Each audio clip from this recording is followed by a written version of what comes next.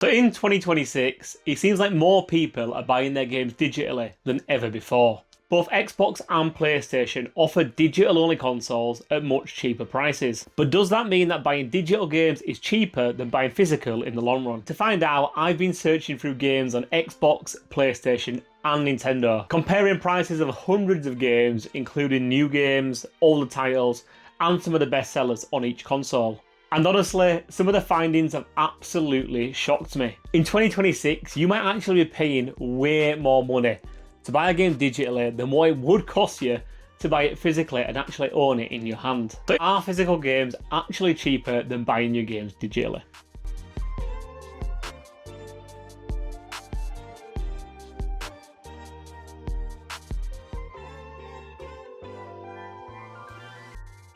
Let me know down in the comments whether you still collect physical games or if you buy them digitally. Honestly, I'm really intrigued to know how many people watching this video do either of the two things. Now, first of all, I am a huge physical media lover. As you can see, I've got a game collection of around about 1,000 physical games, and I tend to only buy physical media where possible, whether that's Blu-rays, like films, whether it's games, etc. And I know that there are a lot of people out there who also prefer physical media. In fact, I'm sure most people watching this video, given it's a gaming channel and a collecting channel, buy physical media and have collections of their own. However, the wider gaming world is definitely moving more towards digital-only era. It was estimated that in 2024 to 2025, 75 to 90% of all video games were bought digitally. And honestly, I don't know why. I think physical games have so many benefits to owning them. While digital games obviously offer you convenience, you can literally log onto your console while sat at home, download the new game, and you don't have to leave the house. However, I just think that physical games have got so many benefits that completely outweigh the convenience of buying a game digitally. First of all, the most obvious, you actually own the game in your hand. This means that you can trade it in, you can sell it. For example, recently I've completed Ghost of Yotei and I paid £70 for that game. I think I got £44 trading. So the game only cost me £25. Essentially a brand new AAA title. I played, completed the campaign and most of the achievements. I think I got almost all the trophies on there. And yeah, it cost me like £26 all in. All because I was able to sell it because I own the physical copy of the game. If I had that digitally and downloaded it, I wouldn't be able to do that. Other benefits include the fact that you can lend it to a friend. You can put it in a different console. For me, who's got more than one, I've got a 360, a Series X, an Xbox One. If I want to put a 360 game in, I can put it in all three of those consoles without having to log into certain accounts, etc. and re-download it. For me, obviously being a collector, they look absolutely great on the shelf. I love the artwork and love having a collection of physical media. And finally, especially with the older games like the Xbox 360 games that don't require downloads, they can't ever be taken away or changed. I can hook my Xbox 360 up. It doesn't need to be online, doesn't have to have any updates or connected to the internet, and I can put a game in and play it. With newer games, they can always be taken down, they can have licensing issues, things removed from them, etc. When you own a game, you own a game. Especially with the older stuff, when you own an older game, you can plug it in and play it no matter what. So like I say, I've been through hundreds of games, and I'm just going to highlight a few today that I've found. So yeah, let's kick things off with probably the game of the year so far, certainly the biggest game of the year so far, and that of course is Resident Evil Requiem. So I pre-ordered this on Amazon for $74.99. However, I did pay a little bit extra to get the lenticular sleeve. This is just the sleeve that you see on the front of it here. Now I logged back onto Amazon earlier today, and if you want to buy this game on Xbox, it's actually currently sold out.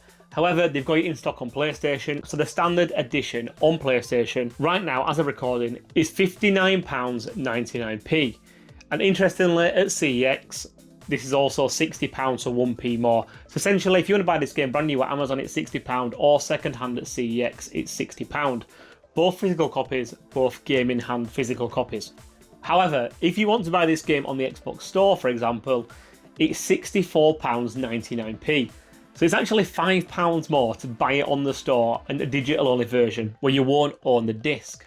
And similar to what I mentioned with Ghost of Yotei, at the moment CEX give you £44 for this game trading. So again, if you were to buy this for £60 at the moment, play it so you can complete it in a week or two, and you're happy once you've done the story and you're not fussed about having it in your collection anymore, then you can trade it for £44. The game's only cost you £16. If you buy it digitally, once you've played it, that's it. You're not getting your money back. Of course, you can play it again in the future and you might want to replay it. And similarly, if you own the disc, you might want to keep the disc as well to replay it in the future. But if you're not that fussed about replaying it, the game essentially costs you £16 to play, and that's a AAA brand new release, probably one of the best games that'll get released this year. So then I thought I'll look up some games that are not quite as new, but still like are relevant and people will still definitely be buying in 2026. Now obviously this one's a little bit of an older game. It was released initially on the PS4 and Xbox One, but given how shaky the start was and how the patches have definitely improved the game over recent years, it's still a game that is praised these days, obviously, and it's a game that people still regularly pick up. I still see people thinking, you know, I need a new game to play, what should I play? And Cyberpunk always gets recommended if you've not already played it.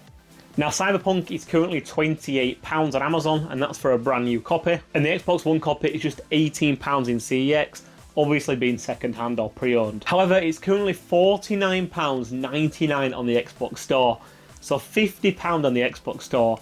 That's almost double the Amazon cost and almost triple the CEX cost. And that's exactly the same for other games like Assassin's Creed Shadows and Red Dead Redemption 2. Games that people are still going to be buying even though they're a little bit older, but they're just loads cheaper to buy physically, either brand new at Amazon or second hand at CEX or on eBay. So next up are the ones that shocked me the most by far. So I decided to look at some older Xbox 360 games. Now obviously these games are backwards compatible, so work on the Xbox One and work on the Series X. And they're also all available on the Xbox Store still. And the first franchise I thought I'd look up is probably the biggest gaming franchise, certainly in the last 10 years or so, and that is Call of Duty. Now, to my absolute surprise, most of the Call of Duty games on the Xbox 360 are around £20 to buy on the Xbox Store right now in 2026.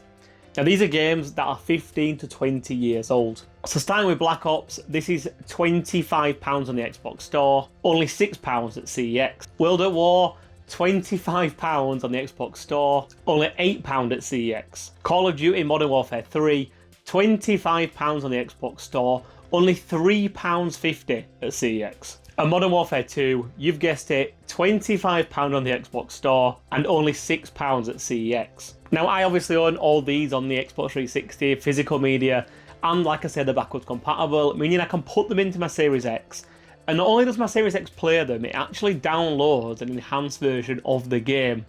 The same game that you'd buy if you were buying it digitally on the store for almost triple the cost. Now I can also put mine in an Xbox 360, and with some of the games like World at War, for example, as you'll see here, I own multiple copies, so that when a friend comes round or if I go to a friend's house, we can put a copy in a 360 and an Xbox Series X and we can play online together with each other.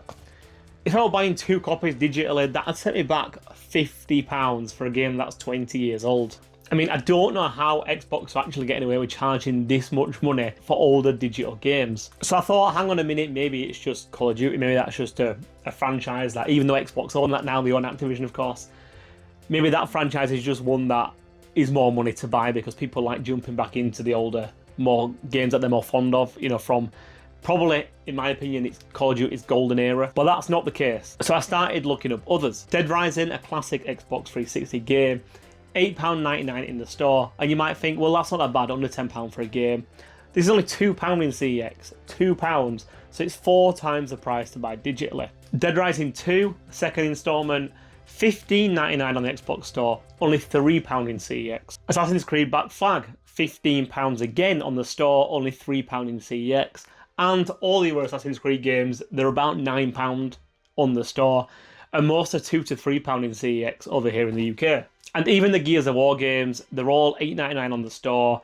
And as you can see here, I picked this up for £1 a few years ago now. Even all the Gears of War games today are still £1, £2, £3 in CEX. Now, I absolutely love Xbox. It's my favourite franchise, my favourite gaming franchise.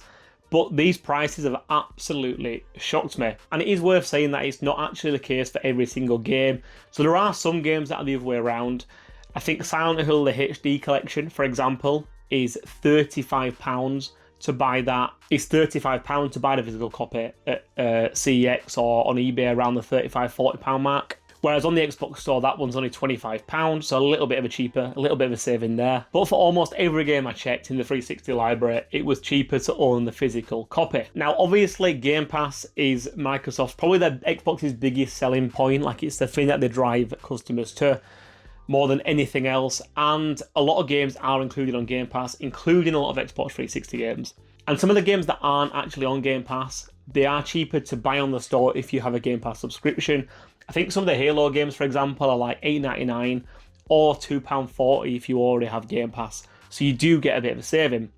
However, for that saving, you're paying like £20 a month for Game Pass Ultimate, which is still a lot of money. It's £240 a year. And I guess one of the reasons why Xbox are pricing some of these games in the store so highly is to push people to subscribe to Game Pass. That obviously is where the money is at. That's where they want people in their ecosystem. They don't want people going to CEX and buying games for £5 because they don't see that money. They've already sold that game years ago on their system when the Xbox 360 was around 20 years ago. What Microsoft want you to do right now is to sign up to £20 a month on Game Pass and play the games that are on there. So genuinely intrigued, I thought, let's see if PlayStation is a similar story or if it's different on that system. So most of my PlayStation games are on the shelves just below here. They're on some lower shelves, so you can't see them, but I will talk through them nonetheless. So first of all, Ghost of Yotei. As I mentioned, I completed that when it came out last year. I would argue it's the best game on the PS5, the best game of this generation for Sony. Some people might mention God of War, which I'll talk about in just a second. But Ghost of Yotei, if you want to buy that at the moment, it's £59.99 on Amazon. And it's £58 in CEX, so £1 cheaper or £2 cheaper if you want it pre-owned. However, on the PlayStation Store, it's £69.99. So similar to Xbox with Resident Evil, Ghost of Yotei is £10 more to buy digitally than what it is to buy the physical copy. And as I've already mentioned, I actually traded my copy in after completing it and got about £44 back for it, meaning the game only cost me around £20. And it's a similar story for other PlayStation exclusives too. So God of War Ragnarok is £31 on Amazon, it's £28 at CEX, so £3 cheaper for the second-hand version. But on the PlayStation Store, it's $69.99. Now, similarly to with Game Pass and Xbox, PlayStation Plus Extra, which I think is a top tier of PlayStation Plus, includes God of War Ragnarok if you have the subscription. So once again, no one's going to pay £60, you'd think, for a game that's now a few years old. So PlayStation are likely pricing it so high so that people sign up to PlayStation Plus Extra and keep paying whatever the price is per month. I then thought I'd look back at some of the older PlayStation games, similarly what I did with Xbox 360, but it's a little bit different because obviously PlayStation 3 games don't work on the PlayStation 5. Like Xbox, their backwards compatibility system is not quite as good, but you can play 99% of PS4 titles on the PlayStation 5. So first up, Uncharted the Nathan Drake Collection. One of the most iconic PS4 games, one of the most iconic PlayStation games in a collection where I think you get the first 3 games in this. It came out just before the 4th game was released. So in CEX, this is just £12. Absolute bargain, by the way. I would recommend anyone picking this up and playing it if you've not already. However, on the PlayStation Store, it's £15.99. Now, not a massive difference, but still £4 more to own it digitally. Surely you just save £4 and buy the physical copy, right? And then, two of my favourite games of all time. The Last of Us Part 1 is, I cannot believe this, but this is £69.99 on the store, so £70 on the PlayStation Store.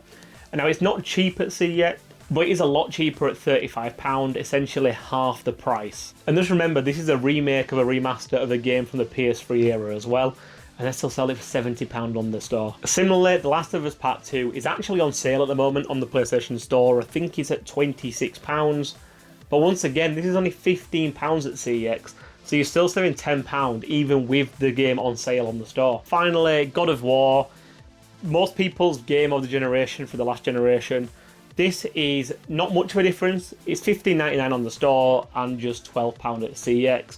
So again, small saving, but it's a saving nonetheless. Now, once again, like with Xbox, there are some exceptions. Games like Super Meat Boy, for example, I think this is $12.99 on the store at the moment.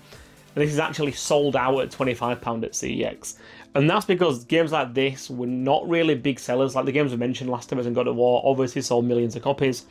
So this does become more of a collector's item for people like myself who want it in their collection, a little bit more desirable. So yeah, interestingly, like Xbox, I guess, most of the common staples of the brand tend to be a lot more money digitally than what they are physically. And again, where I thought PlayStation would price these games cheaper just because they are their own games, their first-party titles, and surely they want people to play them. But maybe it is another ploy to get people to sign up to things like PlayStation Plus and PlayStation Plus Extra.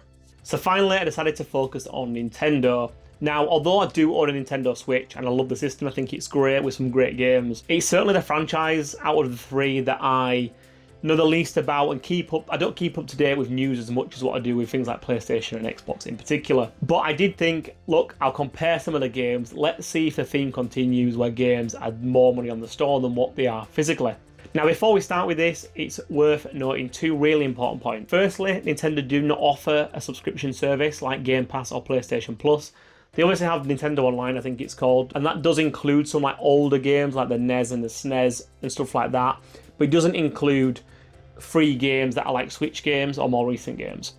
Secondly, Nintendo don't offer a digital-only console. There's no digital-only Switch. Every Switch you can buy, whether it's a Switch Lite, the original Switch, the Switch OLED, or the Switch 2, all take physical cartridges. Meaning, no matter what Switch you own, if you own a Switch, you can buy physical games and they'll work in it. And again, like the two other systems, I started with Nintendo's biggest and newest game, essentially. And that, of course, is Mario Kart World. So Mario Kart World is £66.99 on the store, and it's actually £7 cheaper at $59.99 on Amazon. Again, brand new cartridge that will work in every single Switch too. It's also £60 at CEX, so a penny more than Amazon if you want it second hand. Obviously CEX, the benefit usually is that if you've got one nearby, you can bob in and get it and trade in older games for it as well. Looking back at some older Switch games from the first Switch, Animal Crossing New Horizons, the game that, like the lockdown game, it was built because everyone was playing it through lockdown back in 2020. That is still £49.99 on the Nintendo store. Now, even if you want the enhanced version, so the Switch 2 version, it's £48 at CEX and £45 on Amazon. So again, cheaper on both sites or both companies to buy the cartridge physical copy. Mario Kart 8 Deluxe, probably like one of the best-selling Switch games ever, if not the best-selling Switch game ever. It's just £38 at CEX. But this one is $49.99 on Amazon, and it's also $49.99 on the PlayStation Store. So this one's the same price on the store to Amazon if you want it brand new. But if you do want to save £12, you can get it second-hand at CEX. And then interestingly, Lego Party, which only actually released at the end of last year, this is currently on sale on the Nintendo Store. I think it's £26 on the store. And while it's £35 in CEX, so actually £10 more, it's only £26 on Amazon at the moment, so you can get it brand new for the same price as a digital-only version. In fact, CEX currently give you £23 store credit for this one. So if you buy it on Amazon, play it and don't like it, you can get almost all of your money back trading it in at CEX. Now, like the PS5, you can't obviously play the older Nintendo games on a Switch or Switch 2, so you can't play things like Game Boy games or NES games or GameCube games. However, they do sometimes release newer games, like earlier this year when they re-released Fire Red. Now, Fire Red has always obviously been a really collectible item. It's really expensive. I paid £185 for my copy last year. Now, this is completely boxed, and this is like a collector's item as much as it is a physical game to play. So when they re-released it, given it's a £200 game, you'd think we can charge £40, £50 for this and people will still buy it. People still pay that for the new Pokemon games, stuff like that. But Nintendo didn't do that. What they did is they actually priced it at just £16.99, which I think is, hats off to them, because I think at £16.99, even though, look, it is like a very, very old game, we're talking about a game from the 90s here, we're talking about a game that's 30 years old. Like I said, they could have charged more and still sold copies, so hats off to them for charging such little for a game that if you want to buy the physical edition, a legit version, not a fake version, it's going to cost you upwards of £200. So yeah, interestingly, Nintendo's games do tend to be a lot closer priced on the store to what they are physical media compared to Xbox and PlayStation, where there seems to just be a massive gap. In some instances, the difference on Xbox and PlayStation is stupid, really. It feels like they really are trapping you into a digital world. And like I say, I think there's three reasons for that. Firstly is that there's no subscription package, so you have to buy your games one way or another. Secondly is that there's not a digital version of the Switch, so anyone who's got a Switch can buy it physically. You're not tied into having to buy digital like you are if you get an Xbox Series S or a PS5 discless version. And thirdly is that Nintendo games just in general hold their value really, really well. Meaning even the second-hand games at CEX, Mario Kart 8 for example, Animal Crossing, these kind of games that are now 10 years old still are £30-35 to buy. So Nintendo don't need to drop the price on the store that much. They can keep the price relatively high and it's still not a lot more than the physical versions. So in conclusion, almost every game that I looked at was more expensive to buy digitally.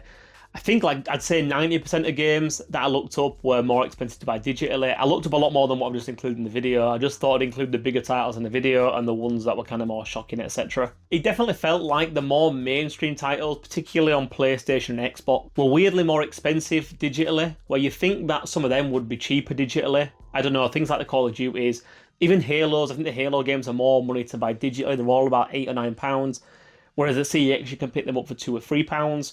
So yeah, you'd think that Microsoft would essentially almost give Halo away, given it is their main brand, their main game, main franchise. And there obviously are exceptions, like we've spoken about, and they usually come from games that are highly collectible or highly desirable by people who collect games, especially old Nintendo stuff, which I've not delved into this video. This video we focus more on like 2005 generation onwards, so the Xbox 360, PS3 onwards. And I guess what this shows to me is that Xbox and PlayStation in particular want you to subscribe to their subscription services. They want you to get PlayStation Plus and they want you to get Game Pass. Now, let's say you buy a Series S for £300 over here in the UK at the moment. I think it's $350 in the US.